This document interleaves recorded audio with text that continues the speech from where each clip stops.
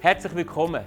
Mein Name ist Luca Giraud, ich bin Standortleiter hier in Silbern und ich freue mich enorm, dass du heute dabei bist. Hey, es ist der Wunsch von uns als ganzer Kirche, dass du durch diese Message heute ermutigt wirst und Gott besser kennenlernen kannst.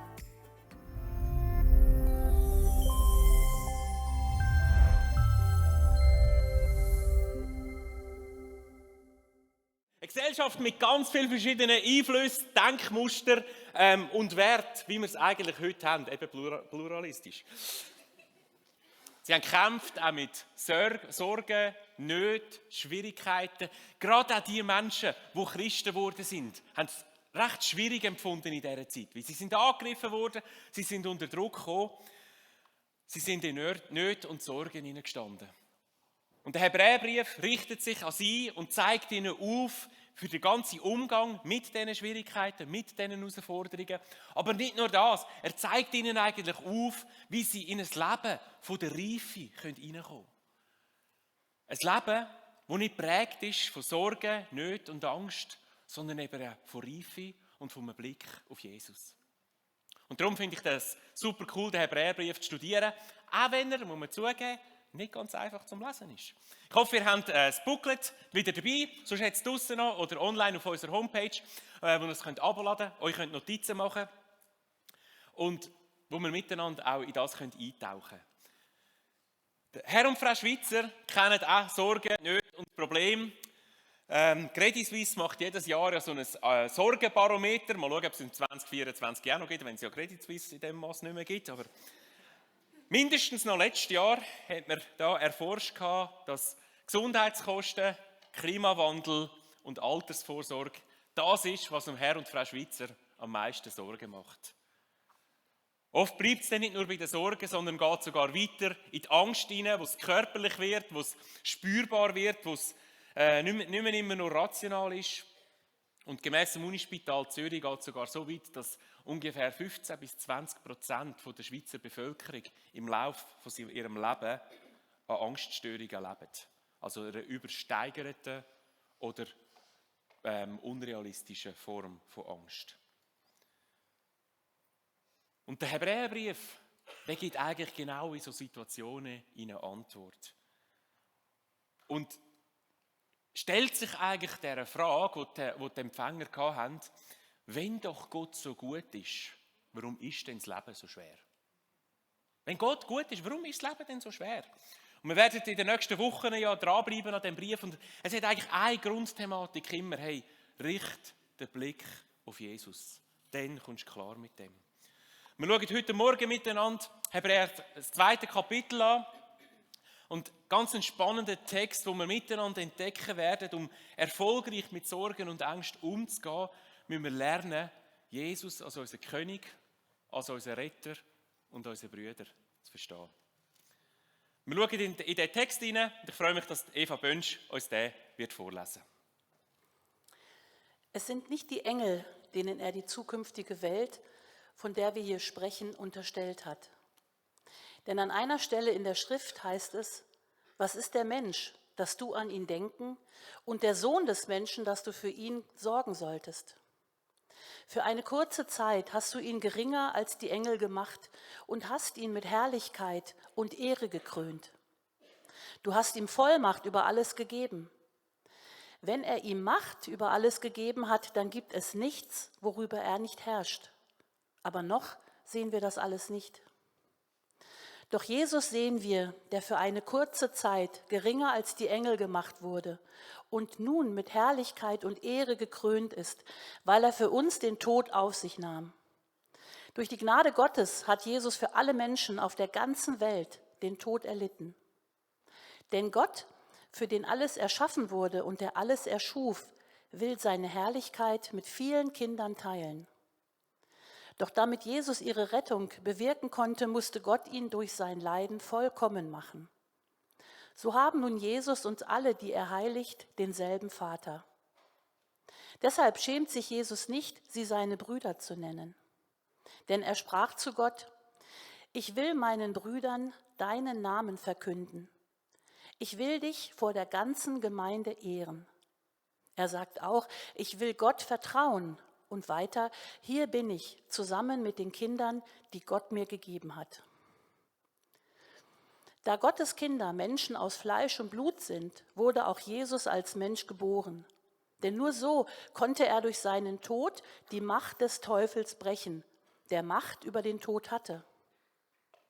Nur so konnte er die befreien, die ihr Leben lang Sklaven ihrer Angst vor dem Tod waren. Wir wissen ja, dass Jesus kam, um den Nachkommen Abrahams zu helfen, nicht den Engeln. Deshalb musste er in allem seinen Brüdern gleich werden, damit er vor Gott unser barmherziger und treuer Hohepriester werden konnte, um durch sein Opfer die Menschen von ihrer Schuld zu befreien. Da er selbst gelitten und Versuchungen erfahren hat, kann er denen helfen, die in Versuchung geraten. Danke vielmals. Gar nicht so ein einfacher Text. Und heute Morgen wollen wir den ein bisschen analysieren und entdecken, wie kraftvoll der ist, in unserem Leben mit Angst und Herausforderungen umzugehen, aber nicht nur das, uns Stabilität und Ausrichtung zu geben. Letzte Woche haben wir ja angeschaut, das Kapitel 1, wo uns so aufgezeigt hat, die Grösse von Jesus. Er, der über dem ganzen Universum herrscht, er, der eigentlich durch das Wort, die Kraft von seinem Wort, das Universum trägt, heisst es in diesem Text. Jesus, das letzte Wort. Und jetzt geht da der Autor vom Hebräerbrief, wir wissen gar nicht genau, wer es ist. Einige sagen, es ist der Paulus, andere vielleicht der Apollos, wir wissen es nicht. Der Autor geht drin hinein und geht es von einer ganz anderen Seite her an, in eine ganz andere Richtung. Er sagt, Jesus ist unglaublich gross, aber er ist nicht irgendein Gott, der irgendwie, ich weiss nicht, wie die Götter von der damaligen Zeit irgendwo auf dem Olymp oben gesessen ist und sich irgendwie vergnügt hat und Wein getrunken hat und ab und zu, wenn es ihm mal langweilig war, irgendwie einen Blick auf die Erde herabgeworfen hat. Jesus ist anders. 1964 hat es in New York ganz einen schlimmen Mord gegeben. Leider hat es einige Morde gegeben, aber es hat einen Mord gegeben, der so tragisch war, dass man sogar verschiedene soziologische Studien daraus gemacht hat. Und zwar ist eines Nachts eine 28-jährige Frau, sie heißt Kitty Genovese, ist etwa am Morgen um 2:30 von ihrer Nachtschicht heimgekommen und hat parkiert vor ihrem Haus und hat zu ihrem Haus laufen und ist auf dem Weg zu ihrem Haus von einem Verbrecher, man hat ihn dann später gefasst, der Winston Mosley, überfallen worden und mit einem Messer verletzt worden. Sie hat geschrauen auf dem Platz vor dem Haus und langsam sind oben so die Lichter angegangen, wie die Leute angefangen haben, die Schreie zu hören. Die Leute haben rausgeschaut und irgendwann hat einmal ein Mann dann rausgeschrien, hey, weg da, was ist los? Und so hat sich der Mosley, der Verbrecher, hat sich langsam zurückgezogen. Aber niemand wäre oben runtergekommen. Niemand hat die Schreie wirklich gehört. Wirklich reagiert auf die Schreie. Obwohl Dutzende von Menschen mitbekommen haben, dass so eine Frau in Not ist. Und das Krasse war, wo der Mosley, der Verbrecher, das realisiert hat, hey, da kommt ja niemand helfen.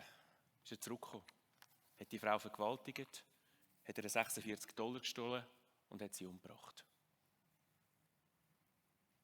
Jesus ist anders. Jesus hat unsere Schreie gehört. Jesus ist der grosse Gott, der unsere Schreie gehört hat und sich nicht schade war, zu uns oben runterzukommen. Das zeigt auch der Hebräerbrief. Er hat unsere Not gesehen und er ist gekommen. Er hat nicht nur oben runtergeschaut, er hat sich selber verletzlich gemacht, ist zu uns gekommen. Und vielleicht hätte man sein Leben riskiert, wenn man irgendwo dort oben runtergekommen wäre und dieser Frau hätte helfen wollen. Jesus hat sein Leben nicht nur riskiert, Jesus hat gewusst, dass es ihn sein Leben kosten würde. Er ist Teil der Schöpfung geworden, um die Schöpfung zu erlösen. Er ist nicht ein distanzierter Gott oder irgendein König, der irgendwo weit weg über uns hinweg regiert. Er ist der König und das zeigt uns der ganze Text auf. Er ist der König, der uns nachgekommen ist. Das sehen wir quer durch den ganzen Text. Im Vers 11 sehen wir, er nennt uns seine Familie. Vers 14, er ist das gleiche Fleisch und Blut geworden wie wir. Er ist Teil geworden von der Menschheit. Vers 17, er ist versucht worden wie wir. Er ist herausgefordert, ist geworden wie wir in jeder Hinsicht. Und der Vers 18, er ist versucht worden wie wir. Er ist nicht ein distanzierter Gott. Er ist nicht einfach nur irgendein König. Er ist ein König, der uns näher ist. Wenn wir in den Text hineinschauen, sehen wir aber, er ist nicht nur König, er ist auch Retter. Und für das müssen wir den roten Faden von dem Text, der ja noch kompliziert ist, mal zuerst verstehen. Der Text besteht eigentlich aus 3 Teilen. Der erste Teil, da zeigt der Text uns auf, für was wir Menschen geschaffen worden sind. Und der zweite Teil, dann, was schlussendlich passiert ist und warum wir jetzt in der Bredouille sind. Und der dritte Teil, was Gott denn dagegen getan hat. Starten wir mal beim ersten Teil, wozu wir Menschen geschaffen sind. Der Autor vom Hebräerbrief zitiert da Psalm 8. Der Psalm 8, der schaut zurück auf die Schöpfung, schaut zurück auf 1. Mose 1 und 2, warum und wie Gott den Menschen geschaffen hat. Wir lesen dann da im Vers 6, was ist der Mensch, dass du an ihn denken und der Sohn des Menschen, dass du für ihn sorgen solltest? Für eine kurze Zeit hast du ihn geringer als die Engel gemacht und hast ihn mit Herrlichkeit und Ehre gekrönt. Du hast ihm Vollmacht über alles gegeben. Wenn er ihm Macht über alles gegeben hat, dann gibt es nichts, worüber er nicht herrscht. Also was redet das? Was bedeutet der Text? Es bedeutet eigentlich, dass Gott die wunderbare Welt, in der wir drin sind, geschaffen hat und sie uns gegeben hat. Das heisst, dass sie uns untertan soll sein. Hat sie eigentlich in unsere Verantwortung gegeben. Es ist also die Verantwortung des Menschen, für die Welt zu sorgen, für Gerechtigkeit zu sorgen, für Frieden, für allgemeinen Wohlstand, für Einheit. Das ist die Verantwortung, die Gott uns Menschen gegeben hat. Es gibt eine interessante Begebenheit im Lukas 12, wo Jesus das bestätigt. Da ist nämlich ein Mann zu Jesus gekommen und hat gesagt, Jesus, du bist ein guter Lehrer und du sorgst da für Sachen, sorgst für Heilung und bringst uns Gott näher. Jetzt habe ich ein Problem, ich habe Krach mit meinem Bruder, weil der ist nicht bereit, das Erbe gerecht zu verteilen. Jesus, gang du und sag meinem Bruder, er soll das gerecht verteilen. Und Jesus sagt dann etwas Interessantes. Er sagt, ich bin nicht der das bei euch sortieren. Ich bin nicht euer Richter. Ihr habt selber die Verantwortung. Löst das selber. Jesus, Gott hat uns Verantwortung über die Schöpfung gegeben. Gerechtigkeit, Frieden, Ressourcen teilen, Armut bekämpfen, ist die Verantwortung vom Menschen, weil Gott hat uns zu dem befähigt. Das sehen wir eigentlich in dem Abschnitt drin. Aber dann kommt der zweite Teil, was ist denn schlussendlich passiert? Der Vers 8, der schließt, glaube ich, mit der Untertreibung vom Jahr. Da heißt es, aber noch sehen wir das alles nicht. Gott hat die Welt so geschaffen, dass sie ein Mensch untertan ist, aber wenn wir in die Welt hineinschauen, dann sehen wir ganz etwas anderes. Wir sehen weder die Gerechtigkeit, wir sehen den Frieden nicht, wir sehen den gesunden Umgang miteinander und mit der Schöpfung nicht. Und der dritte oder der letzte Satz da im Vers 8, der schaut eigentlich nicht mehr auf 1. Mose 1 und 2, sondern er schaut auf den 1. Mose 3, wo wir eigentlich die grösste Ironie von der Menschheitsgeschichte kennenlernen. Der Mensch hat versucht, sein eigener Herr und Meister zu sein. Der Mensch hat versucht, nicht Gott zu dienen, sondern es selber im Griff zu haben. Er hat nicht nur die Verantwortung übernehmen, er wollte der Chef sein über alles. Und die grosse Ironie im Ganzen ist, er hat nur nicht die Welt nicht mehr als untertan, er hat nicht einmal mehr sich selber im Griff. Schlussendlich haben wir versucht, der Herr und Meister über alles zu sein. Und das Resultat ist, dass wir nicht einmal mehr Herr und Meister über uns selber sind, geschweige denn von der Welt. Das Resultat ist also, dass die Welt nicht, so wie es von Gott gedacht wäre, uns unterstellt wäre, sondern dass wir schlussendlich der Welt unterstellt sind. Psychologisch, soziologisch, physisch. Die Welt geht ein Stück weit den Bach ab und es ist nicht so, wie es sollte sein. Armut, Krankheit, Krieg ist das Resultat. Und im Vers 14 sehen wir dann das grösste Problem über dem Ganzen, den Tod und die Angst vor dem Tod. Ich habe mal so eine Sense mitgenommen, so ein bisschen Symbol. Der Sensenmann, der irgendwo durch auf uns alle wartet.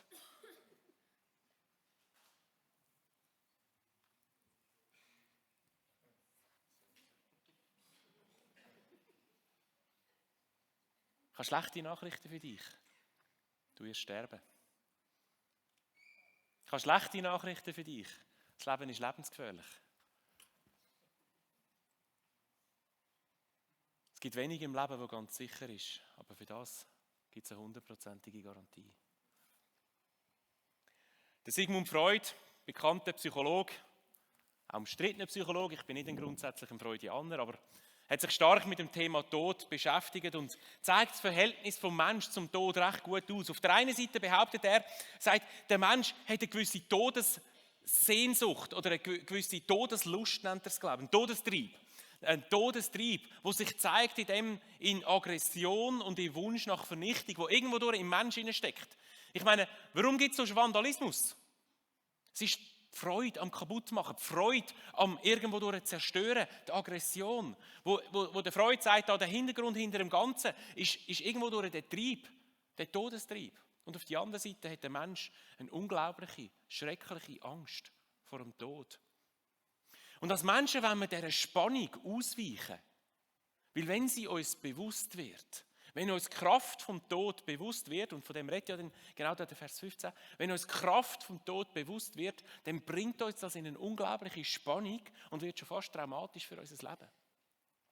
Der Leo Tolstoi, bekannter Philosoph, beschreibt diese Spannung wunderbar. Und ich werde den Text vorlesen, weil ich finde, er beschreibt es so schön aus seinem eigenen Leben. Er beschreibt: Ich erlebte etwas Seltsames im Alter von 50 Jahren. Ich hatte eine Frau, die mich liebte, und ich sie. Ich hatte Vermögen, das, ohne dass ich viel dafür tun musste, zunahm. Ich war eine respektierte Person und war gesund. Und trotzdem konnte ich nicht leben, wegen dem Tod. Die Frage, welche mich an den Rand des Selbstmordes trieb, brauchte eine Antwort, ohne die ich nicht leben konnte. Die Frage war: Gibt es einen Sinn im Leben, der nicht durch den unvermeidlichen Tod komplett zunichte gemacht wird? Eines Tages wird der Tod alle, die ich liebe, und auch mich heimsuchen. Bald werde nicht nur ich nicht mehr existieren, sondern auch niemand mehr, der sich daran erinnert, was ich getan oder geschrieben habe. Warum soll ich mich also weiter abmühen? Warum mache ich weiter? So konnte ich keiner meiner Handlungen und auch nicht meinem Leben eine rationale Bedeutung geben. Aber was so überraschend war: Für eine Zeit lang ist es möglich, das wie betrunken auszublenden. Aber sobald man nüchtern ist, wird einem bewusst, dass das Leben aus dem Blickwinkel des Todes sinnlos ist. So oft wurde mir gesagt: Du kannst den Sinn des Lebens nicht verstehen, darum leb einfach. Aber das kann ich nicht mehr. Ich finde es unglaublich stark, wie er das formuliert, wo er aufzeigt, sagen: Hey, wenn wir das Leben durch den Blick von dieser Tatsache, dass man eines Tages stirbt, anschaut, wird es sinnlos. Es führt für viele dann zu dieser Schlussfolgerung: Ja, im Leben, es gibt keinen Sinn. Das Leben selber ist der Sinn, Gesundheit ist der Sinn, das Leben zu geniessen ist der Sinn, Gutes zu tun ist der Sinn. Aber macht denn das schlussendlich noch Sinn? Wenn man ja sowieso stirbt und allen denen, wo man Gutes tut, die sterben auch. Der Mensch gibt die Kraft vom Tod nicht wirklich gern zu. Weil wenn das alles ist, wenn der Tod die echte Grenze ist, dann ist nichts in unserem Leben wirklich sinnvoll. Nichts macht dann wirklich einen Unterschied. Und das Gefühl versuchen wir zu unterdrücken, aber wie Tolstoi es auch schön gesagt hat, tief in uns drinnen wissen wir trotzdem, dass es so ist und dass es stimmt. Und das hat Auswirkungen schlussendlich auf unser Leben. Das prägt unser Leben. Warum brauchen wir den Reichtum? Warum suchen wir Liebe? Warum nutzen wir einander aus? Warum ist da nicht Liebe und Gerechtigkeit und Frieden in dieser Welt? Ich glaube schlussendlich, weil wir verzweifelt auf der Suche sind, verzweifelt versuchen, Bedeutung zu haben. Zu beweisen, dass wir wichtig sind. Zu beweisen, dass unser Leben Bedeutung hat. Und das Problem ist, im Hinblick auf den Tod ist das nicht so.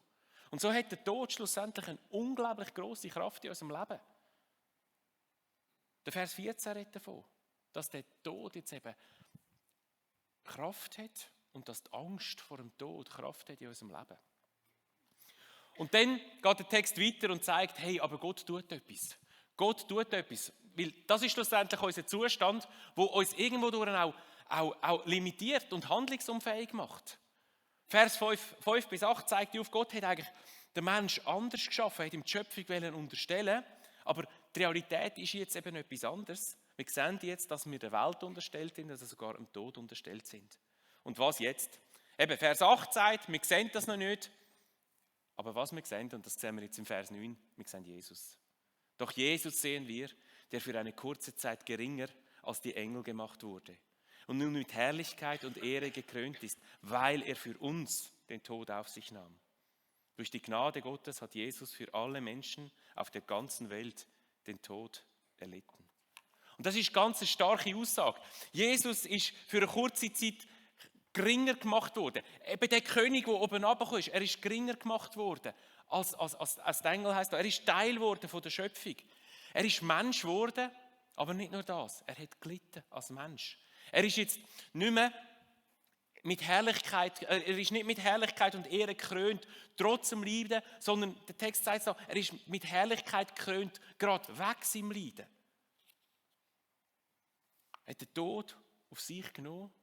Er hat diesen Mauer Tod, der unser Leben so limitiert hat, hat wie ein Loch hineingeschlagen in die Mauer.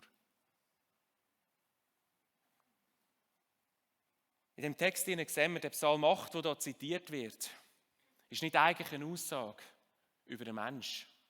Es ist nicht eine Aussage, die wahr ist für uns Menschen, sondern es ist eigentlich eine Aussage, eine wahre Aussage über Jesus. Und erst durch Jesus wird die Aussage wahr für dich und für mich.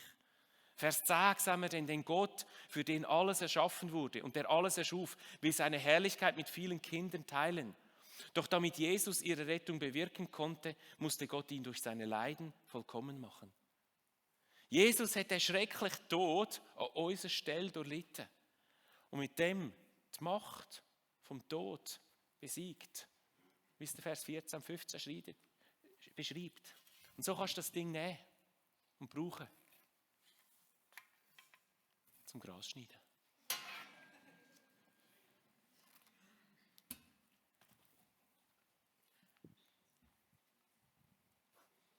Und der Jesus, der ist gestorben und der ist auferstanden.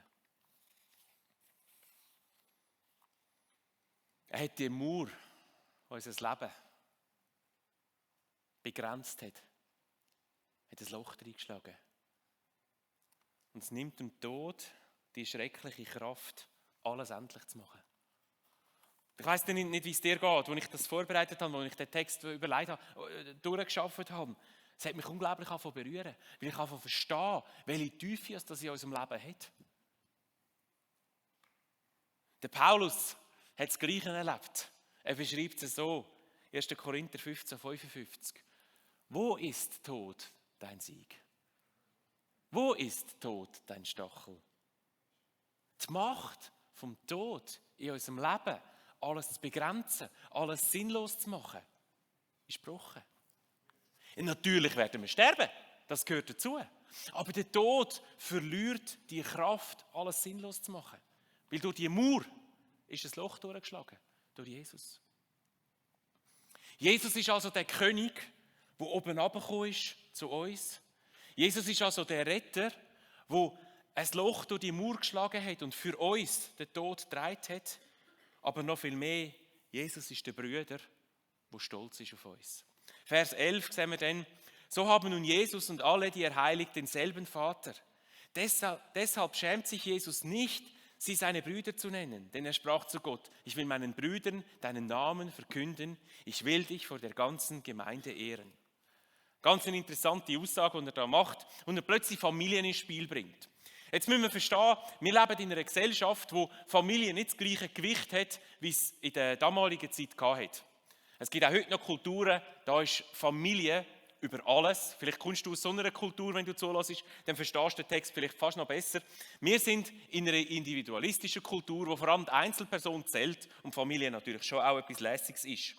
Aber zum Beispiel, wenn man sich für einen Job bewirbt, dann tust du ja einen Lebenslauf-CV mitschicken, oder? Und dann schreibst du nicht primär drauf, wer sind deine Onkel und deine Tanten und wie wichtig sind die und was hat übrigens dein Papi für Grossartiges geleistet und was für... Du schreibst deine Leistungen, deine Diplome, deine Ausbildungen, deine Erfolge und so weiter. Damals war es eben genau nicht so gewesen. Damals, viel wichtiger als dein Lebenslauf, war dein Stammbaum gewesen. Zu welcher Familie gehörst du? Wo kommst du her? Wie bist du aufgewachsen? Und ganz so verkehrt ist ja das gar nicht. Weil die Art und Weise, wie wir aufwachsen, unsere Familie, prägt uns viel, viel mehr, als wir meinen. Vielleicht viel mehr als manche Ausbildung und manches Diplom, das du bekommst. Um sich also zu empfehlen, hat man erklärt, zu welcher Familie man gehört und wie der Stammbaum aussieht.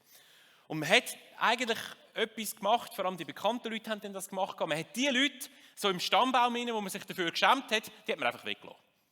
Beim Lebenslauf macht man es heute ja so ein bisschen ähnlich. Die einen Sachen lässt man vielleicht auch ein bisschen mehr weg und die anderen tut man ein bisschen fetter drucken. Und das hat man auch gemacht, nämlich die Leute, wo man stolz ist drauf war, die hat man hervorgehoben, die hat man vielleicht doppelt aufgeführt und so. Es ist ganz interessant, wie Jesus vorgestellt wird in Matthäus 1. In Matthäus 1 lesen wir nämlich den Stammbaum von Jesus. Geschrieben an die Leute der damaligen Zeit, um ihnen Jesus näher zu bringen. Und es ist ganz interessant, was in dem Stammbaum drin ist. In dem Stammbaum sind zum Beispiel Frauen drin. Das hätte man in der damaligen Zeit niemals gemacht. Aber Jesus hat gesagt, hey, mal, ich bin stolz. Auf Leute, wo man normalerweise nicht stolz war, heute ist es zum Glück anders. Und dann noch was für Frauen? Da war eine Tamar drin, eine Überlebende von einem Inzestfall. Da war eine Bathseba drin, eine Ehebrecherin. Sie wird im Text als Frau des Uriah beschrieben. Eine Rahab, eine Prostituierte. Eine Maria, die als Unverheiratete schwanger geworden ist. Alles Menschen, wo man gesagt hätte, die würden wir eigentlich nicht unbedingt in den Stammbaum hineinschreiben. Die würden wir weglassen.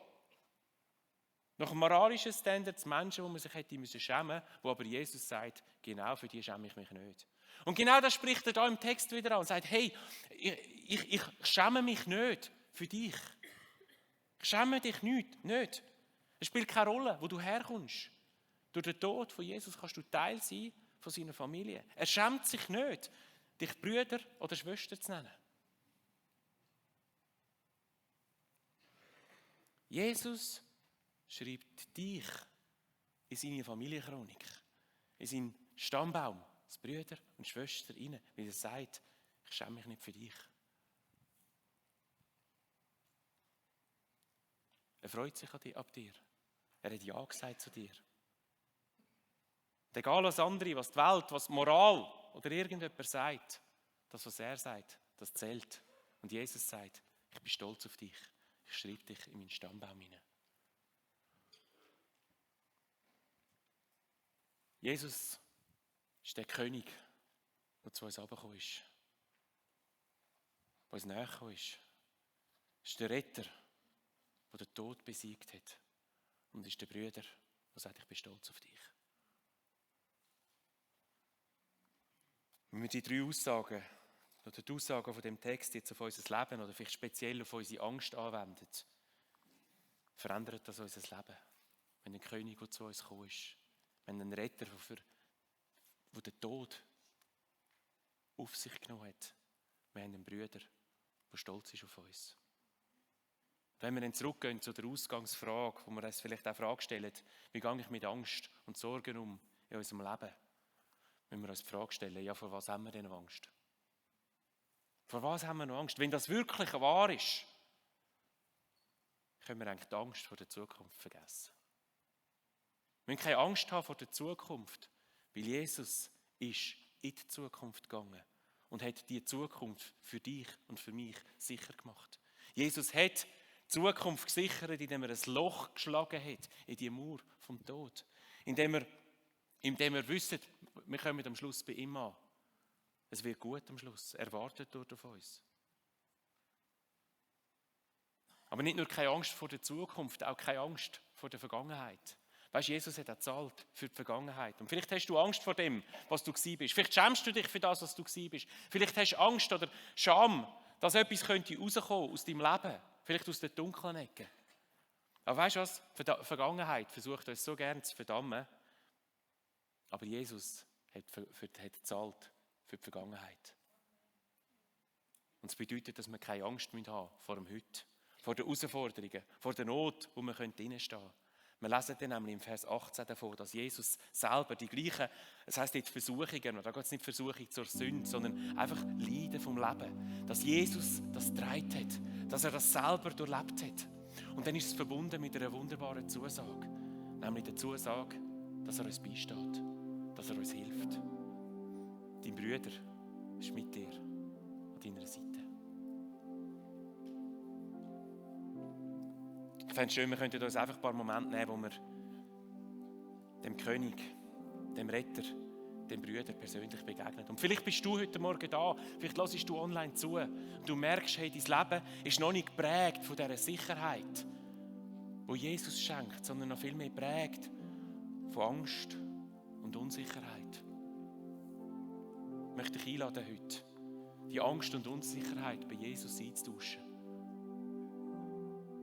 Einzutauschen gegen seine Gegenwart, gegen seine Nähe, gegen Beziehung mit dem König, der zu uns gekommen ist, mit dem Retter, der den Tod besiegt hat und mit dem Brüder, der dir sagt, ich bin stolz auf dich.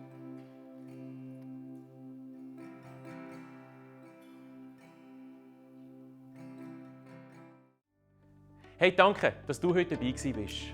Wir hoffen, dass du durch die Message Gott näher kommen konntest. Falls du Fragen oder Anmerkungen hast, würden wir uns mega freuen, wenn du via unsere Homepage mit uns Kontakt aufnimmst. Falls die Messages für dich ein Segen sind, würden wir uns über deine Unterstützung freuen.